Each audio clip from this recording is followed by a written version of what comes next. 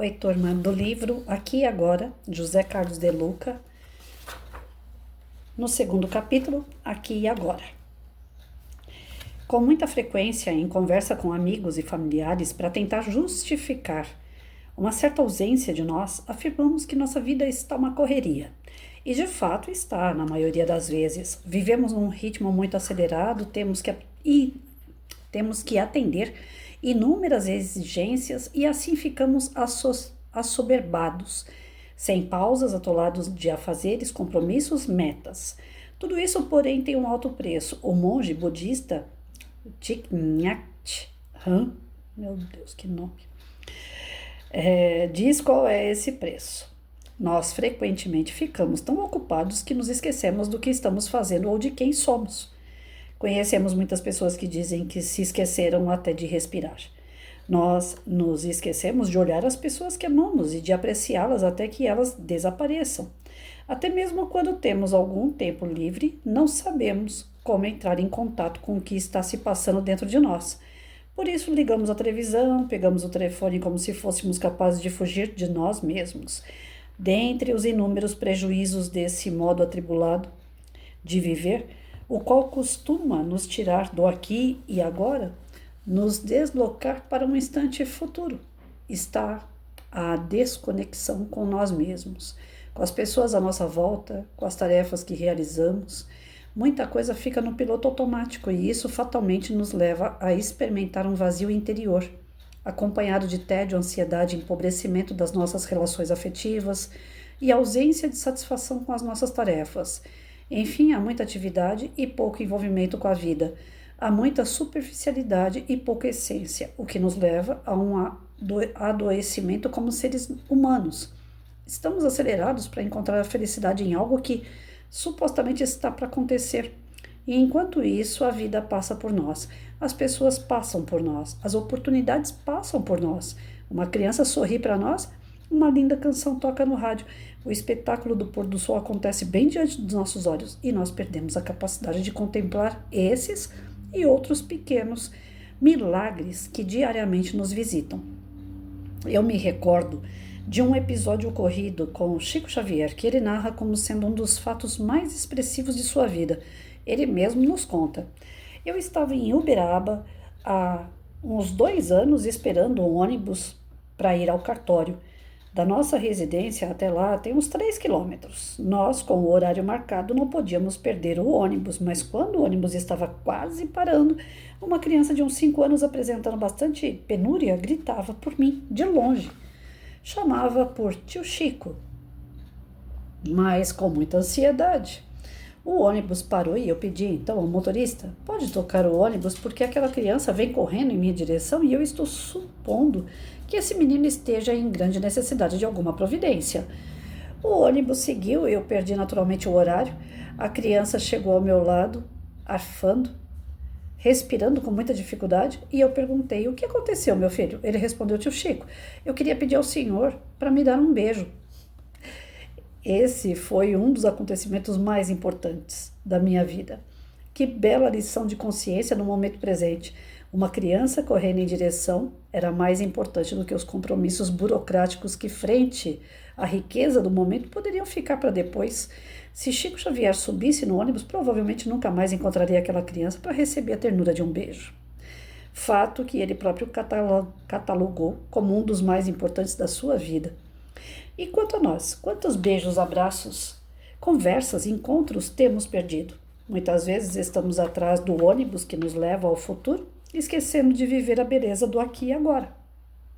De que forma fugir desse estado de quase inconsciência de nós mesmos e de tudo o que nos cerca? Parece-me que a resposta não pode ser outra.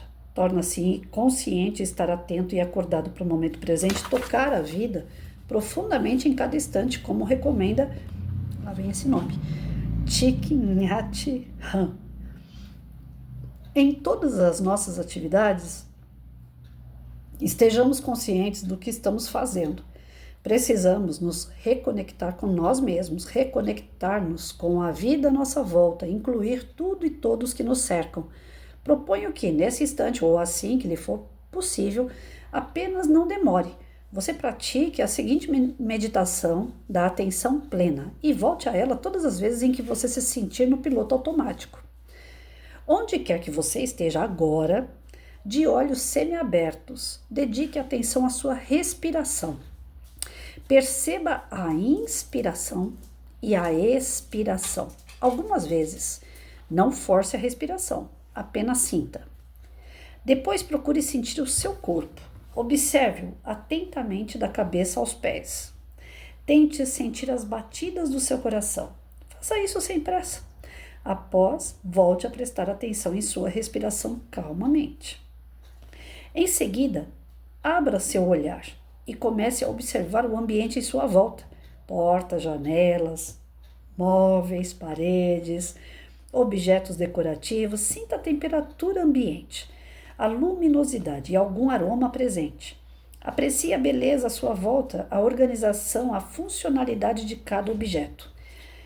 O conjunto das cores, os bens de que você dispõe para o seu conforto. Depois volte a ter consciência da sua respiração.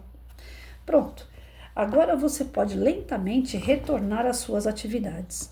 Mas a meditação continua. Doravante procure estar consciente em tudo o que fizer.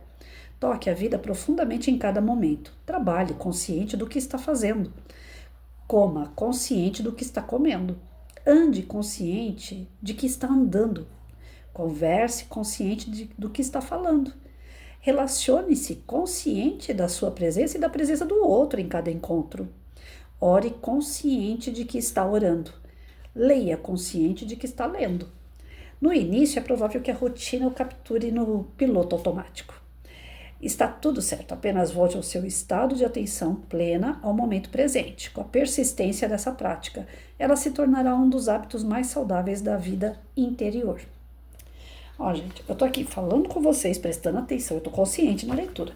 Mas eu acho que o que o Chico quis passar pra gente, vem cá, onde você vai? É isso daqui, ó. Eu já mostrei algumas vezes pra vocês que ele fica pertinho, né? Aqui. Ele foi lá fora. Deixa eu ver se eu consigo pegar ele. Oi. Aqui. Ele foi lá fora, bebeu água. Aí ele vem me avisar que ele bebeu água. Se ele for lá fora fazer xixi, ele volta e me fala que ele fez xixi. Então, esse daqui é uma criaturinha de Deus. E que foi colocado na minha vida por algum propósito de que eu preciso dele e ele precisa de mim. Assim a gente tem filho, assim a gente tem amigo, assim a gente tem o nosso emprego, assim a gente tem a nossa saúde. É desse jeitinho. Eles dão sinais quando eles querem a nossa presença. Tudo na nossa vida dá sinal que quer a nossa presença. Mas a gente tem a mania da fuga. Não, eu tenho tanta coisa na minha cabeça que eu não tenho tempo para parar para tomar um café com os meus amigos. Eu tenho tanta coisa para resolver que eu não tenho tempo para brincar com meu filho. Eu tenho tanta coisa para resolver que eu não tenho tempo para ficar ouvindo. Eu sou professora, para ficar ouvindo meus alunos na sala de aula. Eu tenho tanta coisa para resolver, tanto papelada que eu tenho que fazer, que eu não quero ficar ouvindo meu diretor, meu patrão, né? Então, assim, a gente coloca propósitos, a gente coloca objetivos na nossa vida lá na frente. Eu preciso atingir isso, eu preciso fazer, eu preciso realizar. Mas e aqui, agora? O que eu posso fazer? Não, eu tenho que entregar um documento dia 6 de janeiro. Então, hoje, dia 22, né? Se eu não me engano, de dezembro, tô meio perdida. Eu tenho que estar começando a fazer esse documento. Tá, mas aí o dia 6 o documento vai estar pronto. Só que até lá, quantas coisas você vai perder do dia 22 de dezembro até o dia 6 de janeiro? Porque você está empenhado só naquilo ali. Com tantas outras coisas em volta, mas aquilo ali é o principal para você. Tem uma outra historinha que eu ouvi há muito tempo atrás do que realmente tem valor na nossa vida. Eu acho que essa história, ela vem bem a calhar. Uma mulher entrou numa gruta, numa caverna com uma criança onde tinha muitos tesouros, de tudo que é tipo que vocês podem imaginar. Ela ia ficar trimilionária se ela pudesse carregar tudo aquilo nas costas. E um homem que estava junto com ela falou para ela assim, olha, você pode entrar. Tava ela, um homem que levou ela nessa caverna e o filho dela, que andava de mãozinha dada com ela. Aí entrou ela, o filho e o homem lá dentro daquela caverna, o homem falou para ela assim, ó, tudo que você puder levar, você pode pegar. Só não esquece o principal, Aí ela começou a imaginar, né? Com isso daqui eu vou comprar uma casa, com esse ouro aqui eu vou comprar um carro, com isso daqui eu não preciso trabalhar nunca mais. E começou a pensar um monte de coisa no futuro, né? Que com aquele ouro ou com aquele tesouro ela ia deixar de fazer ou ia fazer melhor mediante a fortuna que ela ia acumular. E o cara batendo na cabeça dela, né? Olha, só não esquece o principal, só não esquece o principal. Você pode pegar o que você quiser. Pô, tudo bem, você quer isso daí? Pode pegar. Você quer aquilo ali? Pode pegar. Mas não esquece o principal. E ela foi pegando, pegando, pegando, e nisso a caverna começou a querer fechar. O cara falou assim: ó, agora vamos embora daqui, porque a caverna vai fechar. E não esquece de levar o principal. Ela falou: não, pode deixar, eu tô carregando tudo, cheia de coisa nos bolsos, né?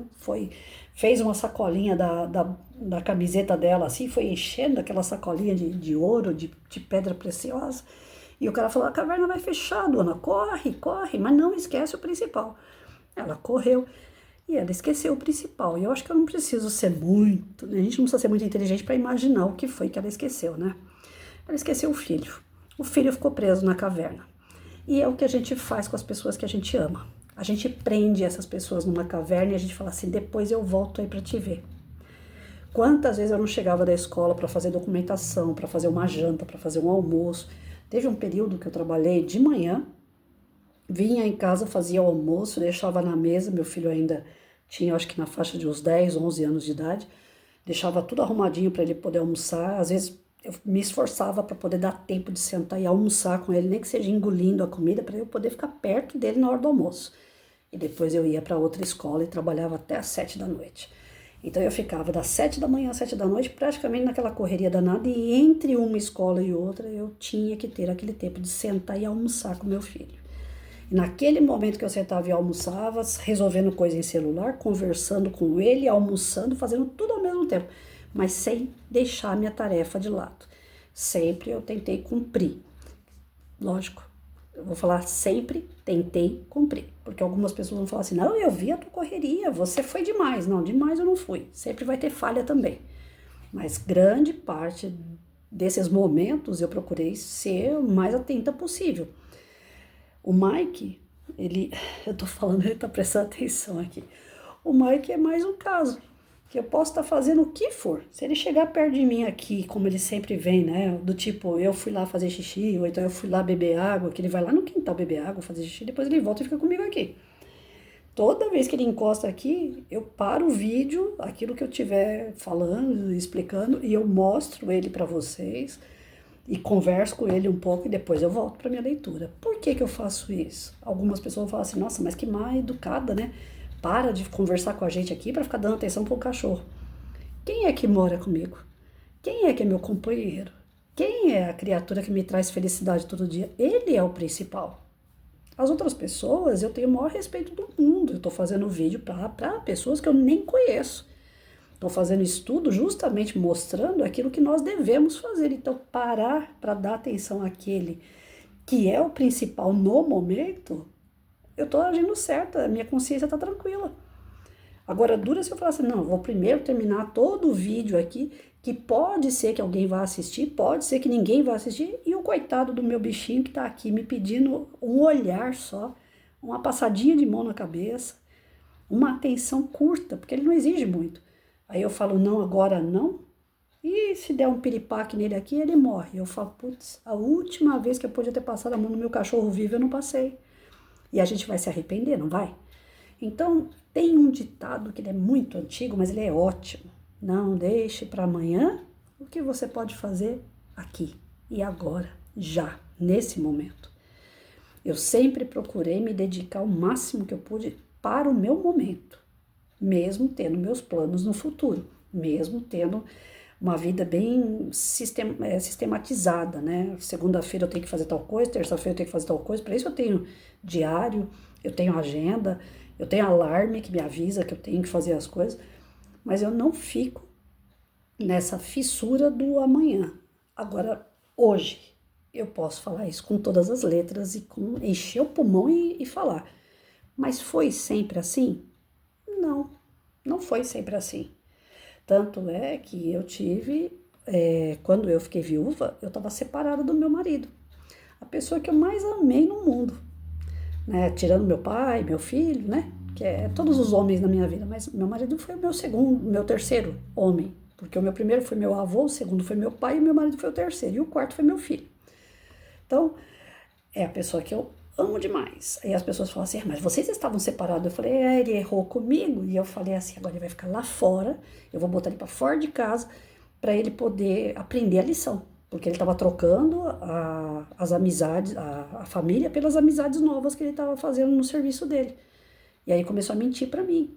Aí eu falei, é assim? Então agora você fica com seus amigos. Mas a gente tem uma noção do dia de amanhã quando a gente faz um troço desse? Não.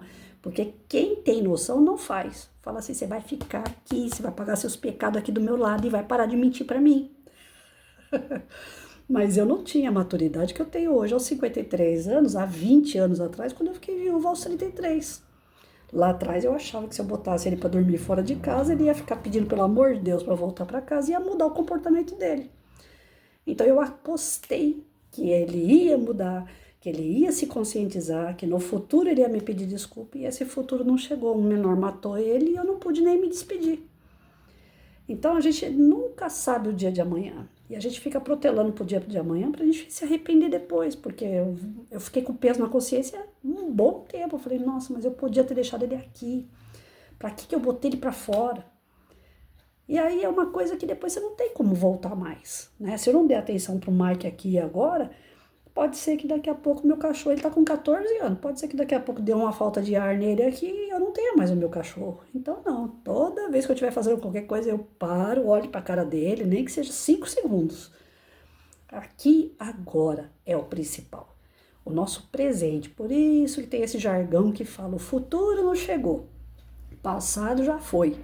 E o maior presente que Deus deu, a palavra já diz tudo, é hoje, né? Presente. É hoje, esse é o nosso maior benefício, é de ter 24 horas num dia para você agir, para você fazer o seu melhor. Então é hoje, é aqui e agora. E começa por você, que ele faz esse exercício, ele fala, olha, respira, perceba a sua respiração, como é que ela está entrando, se ela está ofegante, se ela está cansada, é porque você está exigindo demais do teu corpo. Então relaxa. Respira direito, sinta o ar entrar no teu pulmão. Quantas vezes para dar aula, gente? Eu não falava para os meus alunos, vamos fazer um relaxamento primeiro. Aí eu botava tudo lá, deitadinho na carteira, desligava a luz, colocava uma música suave, falava, agora nós vamos viajar. Nós vamos lá para uma floresta, imagina as árvores, imagina o balançar da árvore, o ventinho na orelha. Aí eu via uma criança ou outra dando risadinha. Quando eu terminava o relaxamento, né? Professor, eu senti a brisa na minha orelha. Professor, eu vi o peixe na água. Então, quando você para realmente para poder sentir o teu corpo, você sente coisas que não dá nem para acreditar. Você literalmente viaja. Porque, além de tudo, né, nós somos espíritos. E o espírito tem uma coisa que é muito interessante. Não existe barreira para o espírito, existe para o corpo. Mas para o espírito não tem barreira. Então, pensou, você tá lá. Olha como isso é bom e é grave. Porque dependendo do que eu penso, eu tô lá naquilo que eu tô pensando. Se eu ficar construindo na minha cabeça coisas ordinárias, coisas de vício, eu tô lá. Se eu construir na minha cabeça que eu tô num lugar de paz, de tranquilidade, com pessoas que eu amo, envolvida numa energia gostosa, de que irradia amor, que irradia equilíbrio, eu vou estar. Então, tudo começa aqui, no nosso pensamento. Penso, logo existo, não tem essa fala, né? Então, aquilo que eu penso, eu realizo já no meu pensamento. Então, a gente tem que ficar bem vigilante quanto aos nossos pensamentos, né? Mas isso não impede que a gente faça exercícios do pensar. Vá buscando coisas boas no seu pensamento e elas vão vindo para você, elas vão limpando aquela energia que porventura não está legal no teu corpo, no teu sentimento. É importante que a gente busque esse equilíbrio emocional através partindo do princípio da respiração. E isso também não é algo que a gente deixa para amanhã. Estou muito atribulado, vou lá no banheiro lá do meu serviço, lá ninguém vai me incomodar e lá eu respiro. Dou um tempo, depois eu volto para o meu trabalho e vou fazer o meu trabalho direito. Tudo que a gente faz passando por cima, né, às pressas, e porque tem que fazer, vai dar errado. Olha a história do Chico, que linda. Ele tinha uma situação séria para resolver, mas se ele não tivesse parado e esperado o menino, ele tinha perdido um abraço. E às vezes, gente, nesse mundo doido que nós estamos aí, essa correria toda, é tão importante um abraço. Ele acalma, ele traz tranquilidade, ele traz carinho, ele traz energia, ele revigora, ele amortece algumas coisas que estão ali querendo pular para fora da gente, aquilo ali dá uma amortecida, dá uma acalmada. Então, vamos lá, prestem atenção no principal. Né? O principal é a nossa saúde, o principal é o nosso equilíbrio, o principal são os pensamentos bons, o principal são as pessoas em nossa volta. Quer ver uma coisa que me deixa muito triste? É quando eu falo para a pessoa assim, vem aqui em casa tomar um café comigo. Menina, eu tô numa correria, não dá. Mas quando der, a gente vai marcar. Tem pessoas que eu já desisti de convidar para tomar café, porque a resposta é sempre essa, ela tá sempre correndo. Aí eu apelidei essas pessoas de pessoas que estão se preparando para São Silvestre, né? Porque pode ser o dia e a hora e o ano que for que ela tá sempre correndo. Aí eu falo, tá, você vai ganhar na São Silvestre, você tá se preparando o ano inteiro correndo para depois ir lá correr na São Silvestre, né? Aí eu tiro barato, eu brinco, porque ou eu faço isso ou eu vou me melindrar. Eu só tenho duas opções. Ela pode fazer tudo com todos, mas comigo ela nunca tem tempo porque ela tá na correria. E eu não sou do tipo que eu me desfaço das pessoas. Se eu me afastar é porque eu tenho uma razão forte para isso. Então eu vou levando no banho-maria, mas já sei que com aquela eu não posso contar, porque vive na correria. Eu tenho uma amiga que ela aparece aqui em casa, às vezes, uma vez a cada 2 anos. E às vezes uma vez por ano. Mas ela, quando ela pode, realmente ela vem. E ela fala, você sabe, né, aquela visitinha de médico. Porque ela não mora aqui no município, ela mora em outro. E quando ela pega para fazer visita, ela vai na casa de umas 10 pessoas ao mesmo tempo. Ela pega aquele dia só para isso. E ela vive viajando a serviço. Então, essa eu acredito que realmente está na correria. Quando ela não está viajando a serviço, ela está viajando para o lado da família dela, que é no Rio Grande do Sul. Então, quando ela realmente consegue marcar um dia, ela marca para umas 10 pessoas. Então, ela começa de manhã aí na casa do A, depois vai no B, no C, no D, depois ela passa aqui. Mas ela se faz presente por telefone. E às vezes é uma pessoa que realmente não tem tempo. Mas ela fala bom dia todo dia, ela pergunta como é que você tá.